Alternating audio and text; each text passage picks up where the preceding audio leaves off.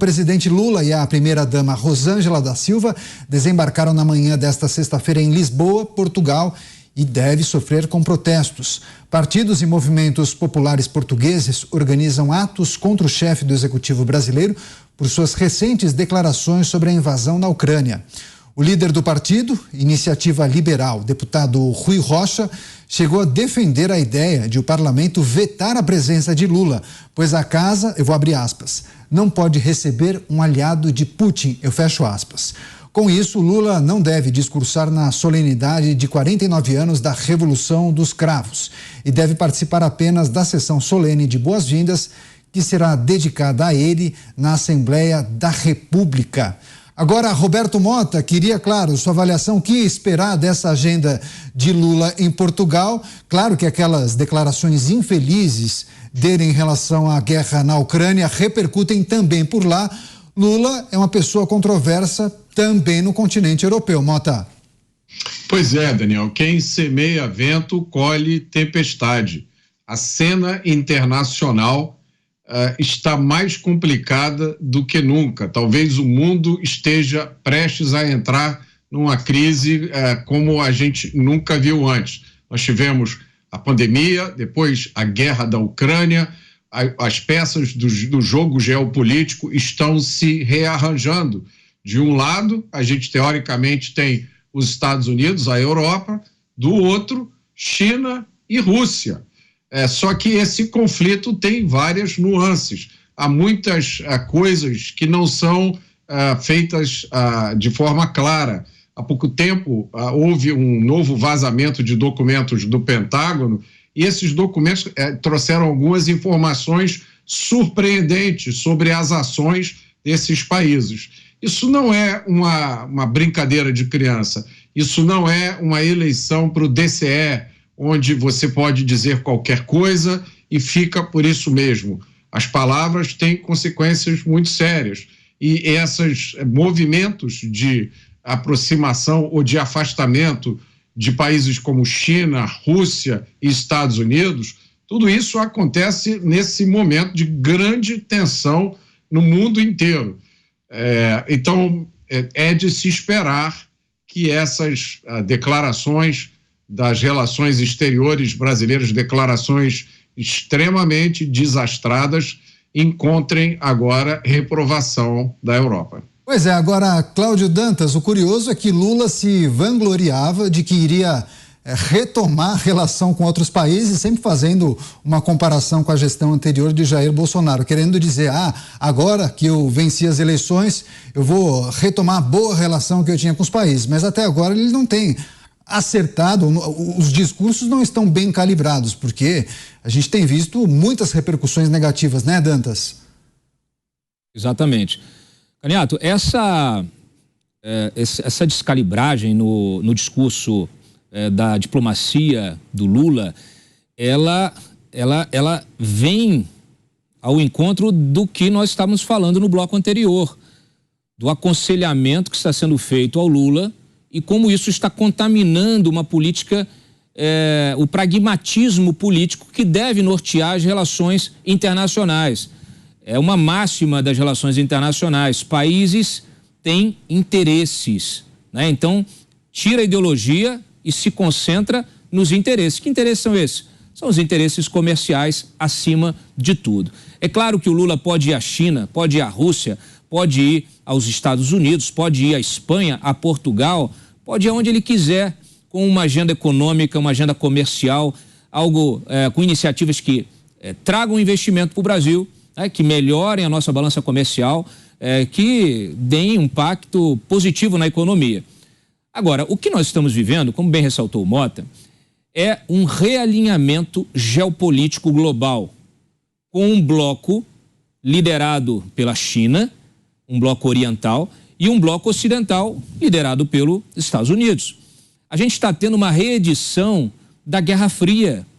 Essa nova Guerra Fria, ela tem um componente econômico muito mais forte. É uma competência, é uma concorrência global,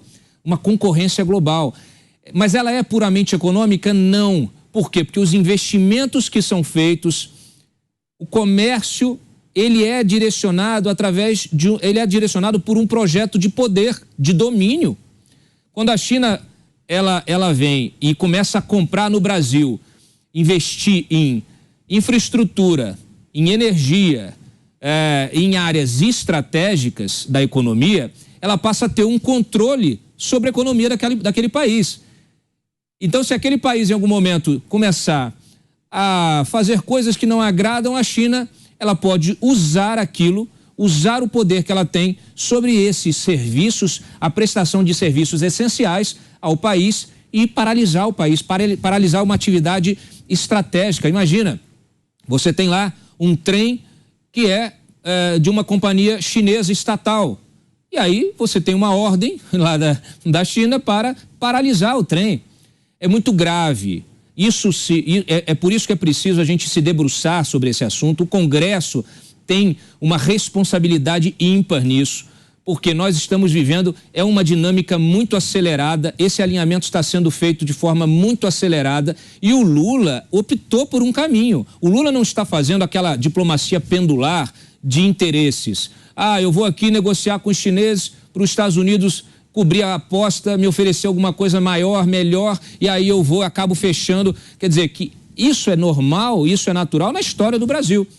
Mas em algum momento vai haver aquele momento chave, o divisor de águas, em que é preciso se posicionar. E não faz sentido o Brasil, que tem sua história no Ocidente, em valores, alicerçada em valores do Ocidente, querer migrar para o Oriente, especialmente alinhado a um bloco que é liderado por uma ditadura e subliderado por outro governo autocrático, que é o do Putin. Pois é, aspecto interessante levantado pelo Cláudio Dantas e também pelo Roberto Mota.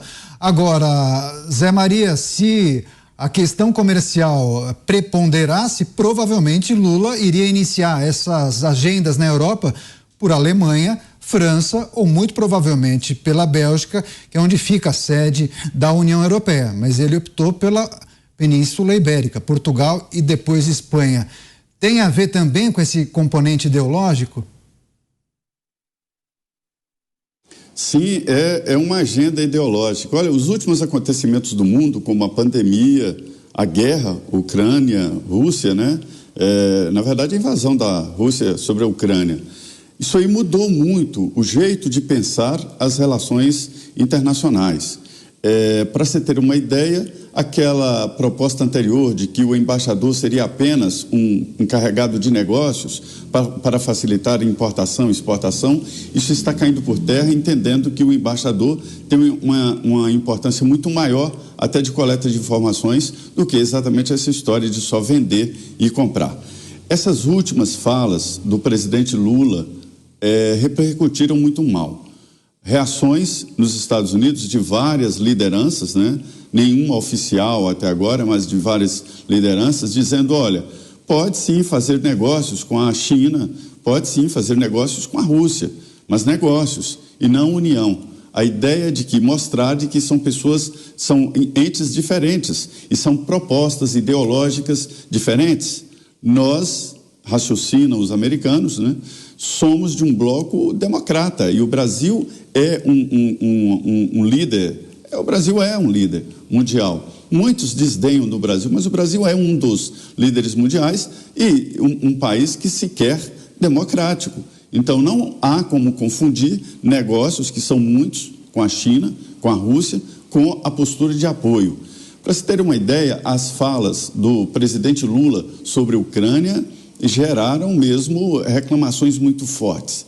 E eu soube hoje que o ministro Celso Amorim, que é um grande líder do atual governo, né, na área internacional, ele continua sendo um assessor especial da presidência, mas que tem um poder até maior do que ministros aí como de relações exteriores, ele está indo à Ucrânia, deve falar com Zelensky exatamente sobre o posicionamento do Brasil, quer levar a imagem de que o Brasil continua neutro. Isso porque as últimas falas do presidente dizendo que a guerra é dos dois, né, torna o Brasil como aliado da Rússia.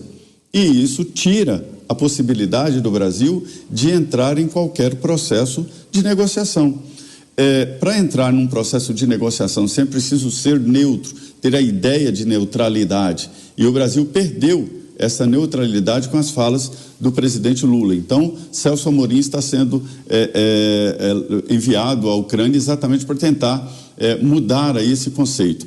Agora, o mais importante é que o mundo mudou, todas as relações internacionais mudaram e Lula pensa velho, pensa antigo, é o mesmo grupo, é a mesma equipe pensando um mundo lá atrás que não existe mais. Esse que é o grande problema aí nas relações. E é exatamente neste conceito, como aliado de Putin, como aliado do Xi Jinping, mais do que apenas negócio, que ele desembarcou em Portugal, daí essa reação.